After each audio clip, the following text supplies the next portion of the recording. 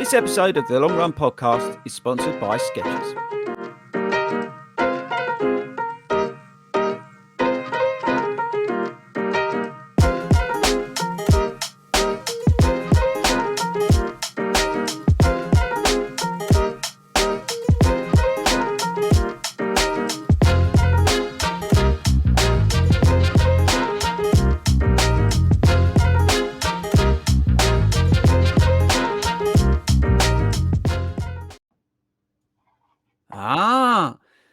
Right, evening all. We just had a panic because I said to Tone, are we live? Are we live in Facebook, YouTube and stuff like that?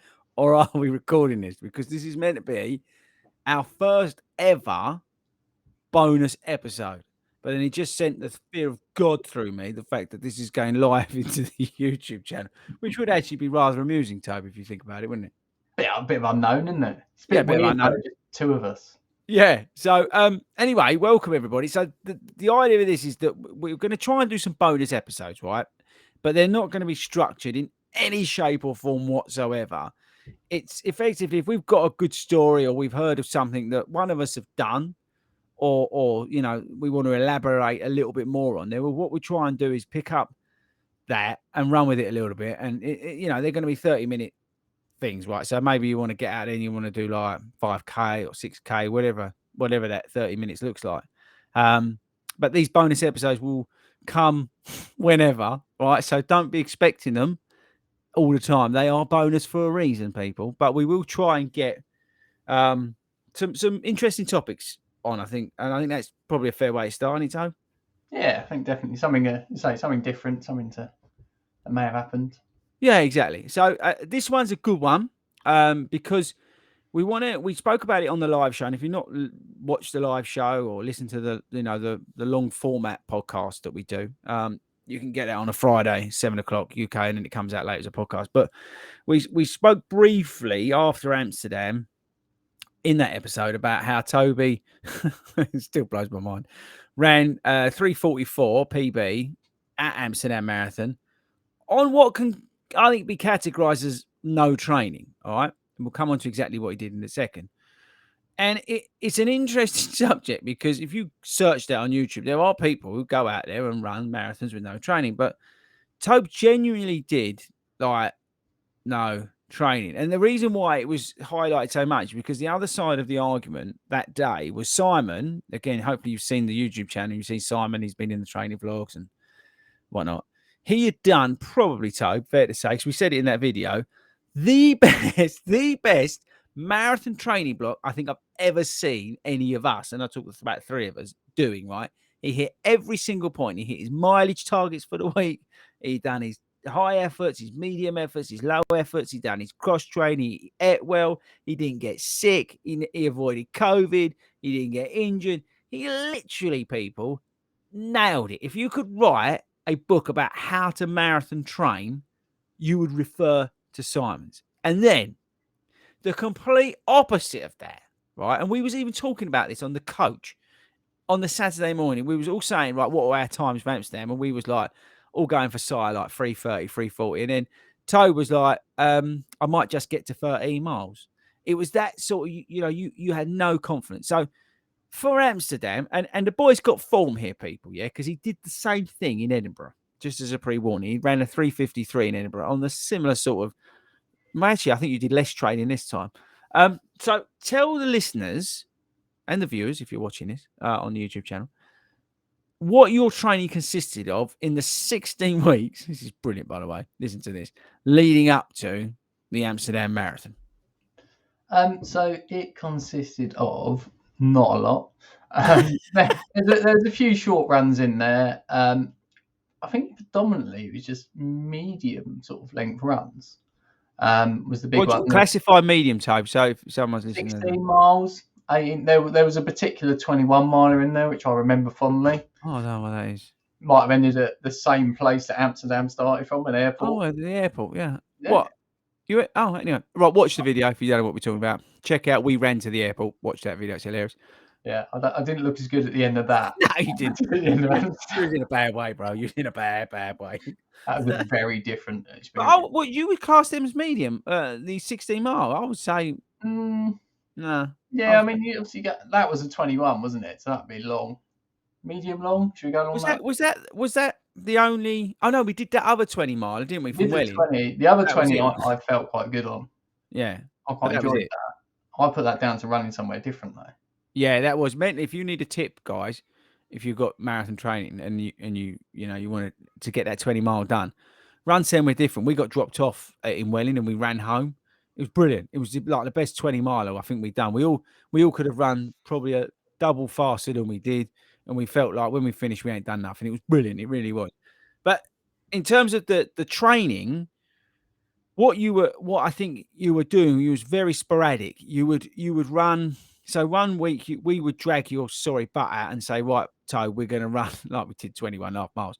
But in general, we'd say, right, we're going to run 18 miles this week of a long run.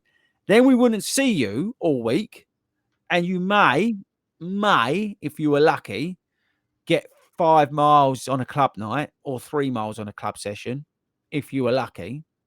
And then we wouldn't see you for the rest of the week. You may then do another long run. You may not. And that long run will be whatever Si and I were doing that weekend, you were doing. Like, so, yeah, it was like if we were having a down week, Tobe was only getting 10 miles that week. It was literally that. So your average miles, we worked it out on the plane. You was what? I mean, you looked at the whole year. So you, over those 16 weeks, you was probably only averaging about 15 miles, I reckon. No, we looked at 12 weeks, I think, and the average about 20 miles a week. Some of them were, I think there might have been a 0 mile week. Yeah, and 1 week you did only 5 miles. There was definitely a 4 mile week in there. I think the max was about mid-30s. Yeah, that was a good week. Yeah, I think. What was your highest mileage in terms of on a week? About 35, I think. Yeah, so that would have dragged your average right up. Relative. Yeah. And again, on the other side, the flip side, Simon was averaging about 44. Did we say 50? Yeah, he was getting 44 average people. So, we're not telling you that's the way to do it, but we're just saying that it was so polarizing, the two training blocks in terms of the mileage that was involved, but also the different, because when we look at a training block, we are trying to look for that blended, week of, easy miles, medium efforts, and then your higher stuff. So really, to really try and work that aerobic state and really increase your overall fitness and stamina. But you didn't have any of that. So not blended it, you just flatlined it. I mean, you went 5 miles, 21.5, wasn't it? It was that was it. It was a take what you can get, really. It was that kind of training block where I just had to. I knew it wasn't ideal, but Amsterdam was booked. I had to do what I could at the time and fit it in around the rest of life, really. Well, that's a good thing, That's a good point. I mean, life is life, right? And I think we joke about Tobe having this active job and all that stuff, but he's genuinely got a busy job, right? I think and hopefully you can resonate with that. Some of you guys who are listening to this or watching this, who does have a busy life. Whether it be you're a full-time mum or you've got a really busy job, whatever it is, it is hard when you go, I'm going to do this marathon, I'm going to do this half marathon, and you've got to get the training miles in, but then all of a sudden life gets in the way. And that's why we wanted to highlight it in this episode to say, it can be done. And I think the biggest thing I want to take away from it is how he did it mentally. And we'll come on to that in a minute. Because I do want to talk a little bit, Toe, about your diet, okay? Now, this is probably the worst example of what somebody should eat, right, if you're marathon training, right? Again, just put this to a little bit pinch of salt on it because he did just smash out 344. So your diet, Toe, is one of a person who is busy, I would say. So it's convenience food, right? Yeah. It's convenient. And that's me being unbelievably nice to Toby for a change. It is. Toby will send me pictures of him, pizza, Wagamama's, Leon, Pret, and just food, right? It's left, right. And I guess a lot of that is because, you're working late hours, you're working long into the night, you're craving sugar, and you're just eating what's in front of you. Some of it's there because you're doing events and things like that, and there's food left out, whatever, right? So you're just eating the whole time. And it's probably the worst example of what you can eat during a marathon training block, right? Yeah, I mean, it's not ideal. Also, not ideal timings of when to eat. And it's something you don't really get much option at times. So it's what is available there and then, and quick, and they're saying convenient and rushing in and out. And so it's a high. Again, we're not giving nutrition advice out here, people, but it's a high carb diet, isn't it? What you basically, because quite you're a bit, basically, yeah, you're living on carbs effectively, and the protein comes from the chicken on the pizza. It's like, or the deep fried chicken. Yeah, the deep fried chicken. So it's not a good example. But again, the reason I highlight it is because when we get in, into it, you realise that Tobe had almost the worst diet. Again, flip it over. Si is eating fresh food. He cooks a lot, Simon. He was cooking fresh food with fresh veg, eating lots of fruit, hydrating, taking his hydration tablets, a couple of them a day, and doing all the right things after his run when he did run, and then Tobe, you'd do a run, then what would you do? Probably go and sit down for a bit and think that was hard. See what I mean? It's like, it is the worst. It is almost the worst example of marathon training. But here's the thing, right? He's then gone out and pushed out that time. So now let's get into what it's actually like to try and push that out. So on the day, right, brilliant talking about food. So Friday night, just a heads up, people. He'd been out for, I say curry, Cockney eats a ruby, but he'd been out for a curry on Friday night. He then ate what can only be described as a cocktail of food on Saturday, which, was burgers and pasta and basic. What was it? I have to get the full English. He had a full English as well at the airport. He had all that, and then you woke up on Sunday morning, and what happened, Tobe? Because watch the vlog of this race, because I think at the end of it, I'm asking for a drugs test to be done, right? But you woke up in the morning, and was you just like carefree, not caring? Was that what it was, or so talk? Because we got deep into the race, so we all ran together up until 13 miles, right? And we was on 3:42 pace the whole way up until, well, we went deeper into the race, but we was all together and we was running at 3:42 pace. And then what happened, Tobe? Apart from then you done your usual and left us. Well, not exactly. I think, yeah, you say sort of in the morning, I went and had a different breakfast to what I normally have, because we couldn't buy anything at the hotel, which we tried to get some bagels and stuff. We couldn't find any. So I ended up at hotel breakfast, had some toast and thought, bit dry, so let's put some honey on it. Never done that before, but maybe it's a tip.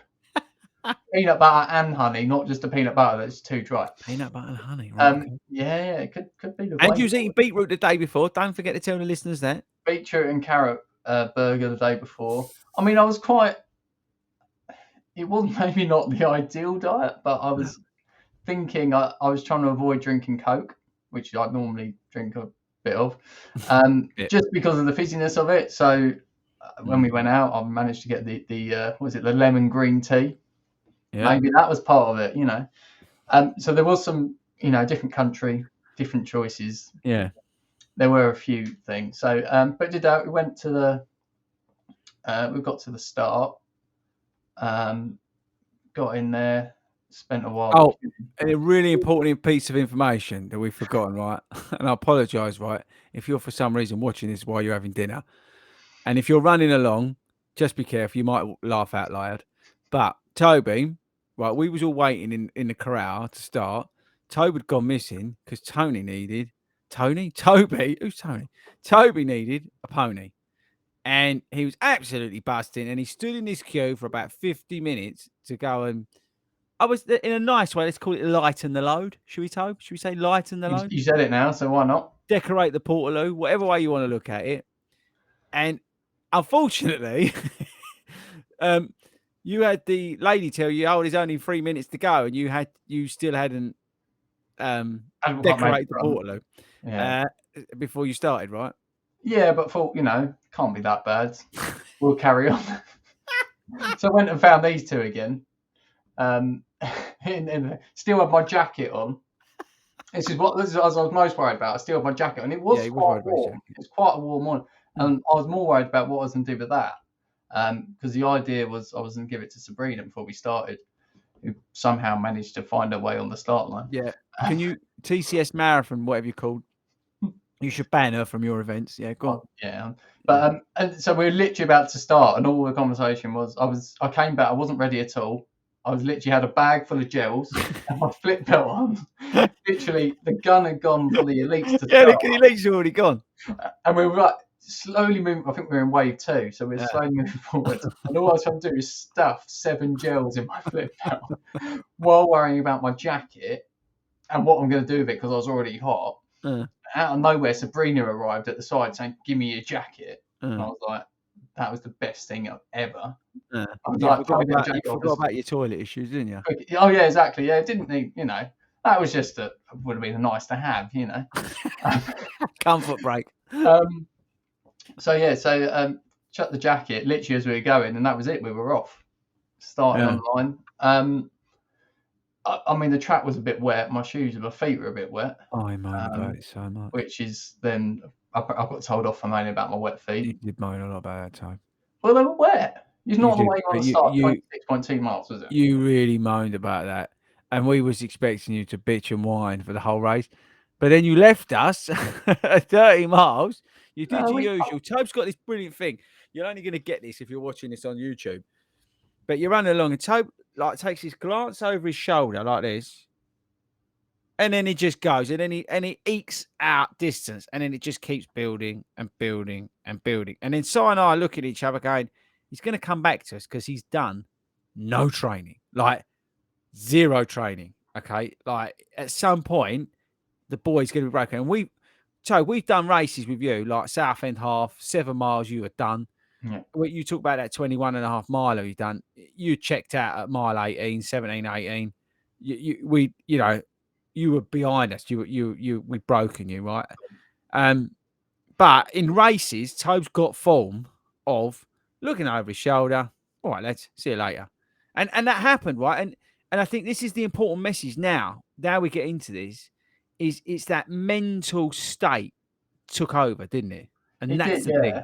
I mean, dropping back a bit, I think miles 10k in, I was like, I'm not sure about this pace. To be honest with you, I was like, but then that for me, I normally take a while to settle in some, but I think that was me. And then as we were going, so mile 10ish, you go out along the canal. In fact, you go up and you turn around in Amsterdam. It's a nice route. You got the guy jet skiing along and his pack. But yeah, and I started picking it up a little bit there. Nothing too major, but then Si pulled me back. He always got the little comment to "see you later," which basically means stop going off, come back. Yeah, you was running about 10 meters, about 5 meters ahead of us at that point. So you were there, but I just had that. So I come back a bit. We came back, so we went through halfway, and I just had I don't know, it just felt good. When you're running and you just feel good. Yeah. There's nothing. So I went on, and that's when I knew that you wouldn't be too far behind, but there was a lot of people. I couldn't see you. Yeah. And you had black tops on as well. So and the good thing for us, you had a bright orange top, so we could see you miles away. I mean, I think they could see you in space, to be honest, Tobe. Probably. I mean, who wouldn't want to see me? Yeah, and you can buy those. You can buy those tops on the Ford Ground store. Good plug, Tobe. Yeah, I would. Straight.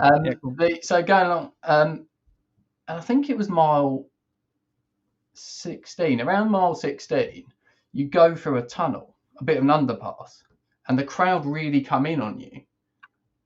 And I actually got slightly almost emotional there because I was like, I'm still on pace here. I wasn't expecting this in the slightest. Literally, I had no ambition of anything for the run. No. And it is quite loud. There's a lot going on there. And it's like, it was a bit like Tower Bridge, wasn't it? It was a bit like Tower Bridge at London. Yeah, it was a really sort of poignant moment. And I was just like, I actually kind of had to calm my breathing. I couldn't breathe at one point. Not good. I don't advise that. And then you sort of come out of there and come along, and then Sabrina was there. I think she saw us a couple of times on the course, and she had some bottles of Lucozade. And I saw her there, and I remember just running past her and grabbing Lucas, and she said, "How are you?" And I was just like, "Wicked." That's all I could think to say was "wicked." Wicked. I just felt I can't That was really at explain it. mile 16 and a So half, I think. it was around there, yeah, exactly. Yeah. It was just after the tunnel, went along, and then I think mile 17 was our quickest mile. I think I dropped down to about an Dropped in. 8:12 or something like that. Right. But I knew in my head I had to be sensible Yeah. because I was sort of thinking. At no point during the race I looked at the time, my overall time, Yeah. which wasn't deliberate. I just didn't Did, think. did, to did look it at come across your mind? I've done no training. I'm running too fast. No, it came across my Got into mind the line. going, had done no training. What the heck's going on? Yeah. Yeah. Like Yeah. I don't really understand. I was Yeah. literally saying, you were saying at the beginning, let's get size far in as we can Yeah. at the beginning of the Yeah, that was day. our goal. That was our only goal, wasn't it? Was to get in deep as we could into the race. Yeah, and I said to you, I don't know how far I can go. You honestly, you watch the video, people. He said on the bus, I reckon 13 miles.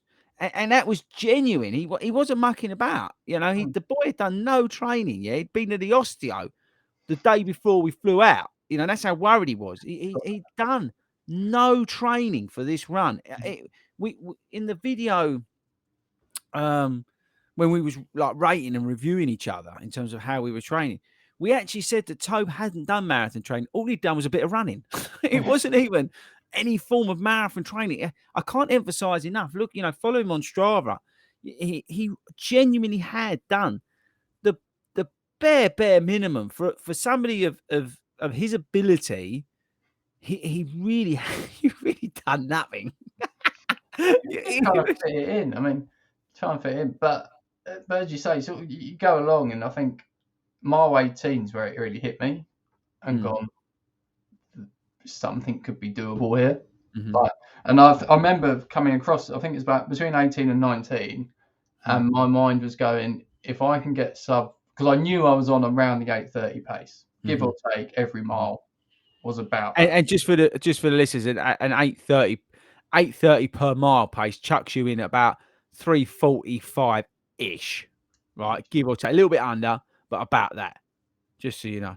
Yeah, so I was sort of going, and I remember at that point just thinking, if I get sub 3:45, which people may know, sort of been the aim for a little while. A while, yeah. I mean, that'd be a dream, an absolute dream. Get sub 3:50, that'd be amazing.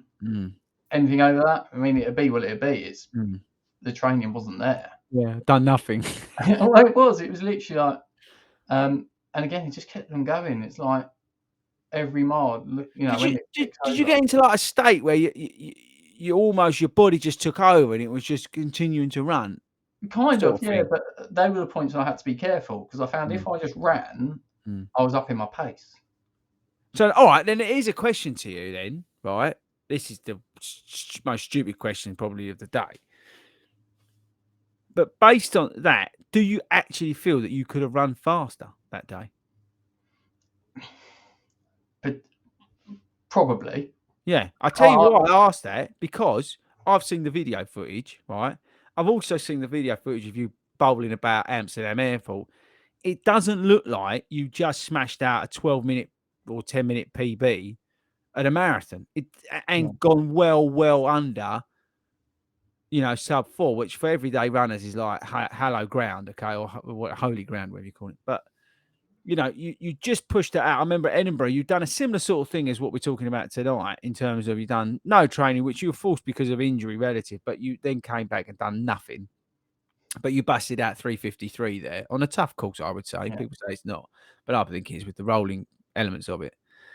But you were ruined after that. I mean, you were busted after that race, yeah. A good week plus as well. But you've done a little bit more training, right? This thing, you've done, honestly, like I say, not nothing, because it's still some training, but for a marathon training, it's relatively nothing. But this week, people, I've been stopping him, at one point physically stopping him from doing any form of running, because I wanted him to recover properly. I banned him from running this week because he's in such good form after that race that you could just go out now and smash a 1:45 half marathon like you ain't done nothing. His baseline fitness, and I still can't understand it, is unbelievable, despite doing no training. It's unheard of. I don't. can't Yeah. work it out. I can't I work it can't. out. Yeah, as you say, I can't understand it either. It's like going round, and so the reason I'd say that probably could have gone quicker. Right, so up to about 20 mile, I felt good. From there, I could feel it in my legs, and I think about mile 24, 25, my leg, slight twinges in my legs, and I was like, "Don't fail me now." It's like Yeah, we it's got so this far. close. I didn't need a lie down, though. I might add You that. didn't need like some other people at 25 and a No, half I didn't miles. get 25 and a half. I think I have a little lie down. You have a little lie down. But so it's sort of, I think of mile 20 to 24 around there, it's like that was tough. And that was like, but I think the thing that kept me going along those bits was I knew I felt better than Edinburgh. I knew at halfway at Edinburgh I wasn't in the right form. But the whole way along this, I just knew I kept on thinking back to Edinburgh going, I feel so much better. So despite less training. I mean, that's the weird thing. That's the thing. I just don't get it. It just. Firstly, I think it shows you, Tobe, what you're capable of if you actually put your mind to do some training. We've said this a million times. You are, and I've said it, and you disagree every time I say it, but you are a 3:15 marathon runner. I tell you that now. If you've never met Toby, he's quite tall. Annoyingly, he's got these really long legs. He's got a great gait, and he just covers ground on long distances very, very easily. Right? He's so annoying to run with because he just covers the ground effortlessly. It's funny because he does no training, so he doesn't get anywhere near that 3:15, which is hilarious. But if he actually did a full training block and hit all the markers, I'm guessing, again, something like Simon could throw up at any time. But if everything was aligned, you've easily got 3:15 in you. Absolutely no question about it. But what it does show, I think, to the listeners, and it's probably a good way to wrap it up, is that despite the challenges of not having the training, if you are mentally tough enough and you have that underlying physical attributes to be able to do endurance-based running, you're going to be all right. You will. Now, I don't know whether Toby just got lucky but the fact is he's done it twice now. So I think, some people can just run longer distance and get away with it. And I think the key is he looked after himself. He listened to his body. And you did, Toby. Through that race, you were constantly listening to yourself. You just said it yourself there. You 24 miles, you got those messages, and you was just like, right, I just need to hang on. But you stopped pushing. You listened to your body the whole way. You ran to that field the whole way. And there's a lot to be said for that because we get stuck down in the data. We worry about what's on Strava. And we're worrying about our splits, and we're worrying about this, and we're worrying about heart rates and zones and all this. But effectively, what you proved that weekend is that if you've got the mental toughness, right, the mental capacity, and you are able to run to fill successfully, you will do more than you expect. I think that's probably the fairest way to sum it up, right? So despite a lack of training, to listen to your body, which is an incredible thing. Yeah, it's an amazing thing what we've got. And combined with your mind, that mental state, you can achieve some amazing things. I think that's a great way to finish with it. Don't you think, Tom? Yeah, definitely. I think it was that element that I knew in my mind mentally. I felt good, not to push too hard, but I was confident in the pace I was doing. That I didn't have to slow it down. Yeah. When it got to that point of as well, I just didn't want to walk. That's what I was trying to avoid, and that just kept me going because when I really wanted toughness, it was 2 miles to go, and it's like too late. That's over. Mental toughness, people. I think that's the lesson learned, and you can train that a little bit. You can do that through a training block, but ultimately, I think that's you as a human being. Now, just as a caveat to all this, I don't recommend doing what Toby's done. Right, just put that out there. Spoiler alert: we are not saying do what Toby's done. If anything, do the complete opposite. Right? I think this is an anomaly, or whatever it was. Funny, can't even say. Yeah. We're not saying to do this, okay? We're not saying, but I think it's a really interesting topic to talk about. Email in. Wilco's not here. What's the email address? longroneshow@gmail.com. If you've found yourself in the similar sort of position to Toe, done absolutely no training, but you busted out a PB, send an email in and we'll catch up with that on the live show, which is every Friday, 7:00. And if you're listening to this as a podcast, make sure you listen to all the previous episodes. Don't forget, if you're watching this on YouTube, to subscribe to the YouTube channel. Tell everybody about this YouTube channel. It is the home of the Everyday Runner. Remember that. And that, Tobe, is our first ever bonus episode. And I think we've done very well there. We haven't cocked it up. We didn't slag anybody off. I didn't have a row with anyone. You managed to talk a little bit, which is impressive in itself. A little bit, I mean. Yeah, and what a way to end it. So take us out, brother, with our titles, and we shall say, see you later, alligator. See what I did there, Tobe? And Tobe. You're a genius. Oh, that's bad, isn't it? Roll the titles. Get Wilco back on. Get Wilco back.